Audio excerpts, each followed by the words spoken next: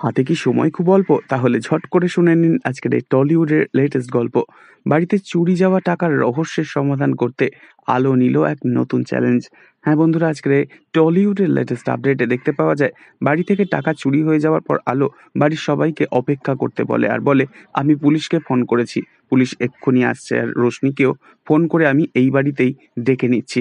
এরপর দেখা যায় রাত্রিবেলা বাড়ির সবাই ঘুমিয়ে পড়তেই অন্ধকার থাকাকালীন হঠাৎই বাড়ির ভিতরে ঢুকে পড়ে একজন লোক, যার কিনা মাথা থেকে পা পর্যন্ত কালো পোশাক পরা, চোখে কালো চশমা আর মাথায় কালো টুপিও। বাড়িতে ঢোকা মাত্রই হঠাৎই একটা ফুলদানি তার পায়ে ধাক্কা লেগে মাটিতে পড়ে যায়, আর সঙ্গে সঙ্গে একটা বিকট শব্দ হয়।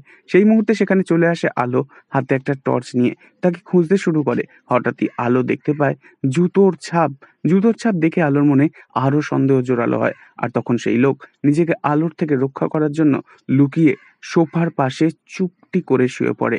তো এই ছিল আজকের টলিউডের লেটেস্ট আপডেট। নেক্সট আপডেটের জন্য অবশ্যই সাবস্ক্রাইব করে রাখবেন। ধন্যবাদ।